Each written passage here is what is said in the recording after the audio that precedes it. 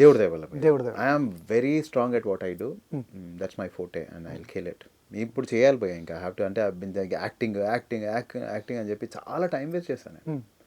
Now నా strength ఇది కాబట్టి I will do back to back songs.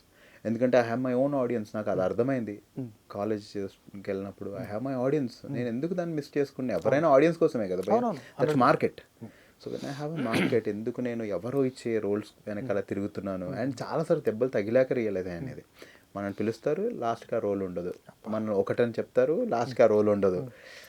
జరిగినాయి అవుతూనే ఉంటాయి, కామన్ భయ్యా. చెప్పండి మంచిది. ఎందుకు లేండి, చాలా జరిగాయి. చెప్పకూడదు అని ఏం లేవు. అవి వాళ్ళకి తెలుసు, నాకు తెలుసు, ఎందుకు అందరికి తెలియాలని అంతే. వాళ్ళకి తెలియదు, ఇప్పుడు చూస్తుంటానికి తెలీదా? ఇండస్ట్రీలో జరిగేది అది కదా, జరిగేది. రేపు కార్ ఎక్కి లొకేషన్లో మేకప్ వేసిన మొత్తం కెమెరా మంది నుంచి ఉన్న వరకు డౌటే. అవును అది భయ్యా. రేపు సినిమా రిలీజ్ అన్నప్పుడు కూడా డౌటే భయ్యా, రోల్ ఉంటుందా ఉండదా అని.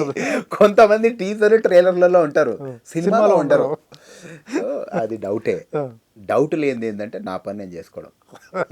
అందుకనే నేను రియలైజ్ అయిపోయా ఇది కాదు అసలు అని.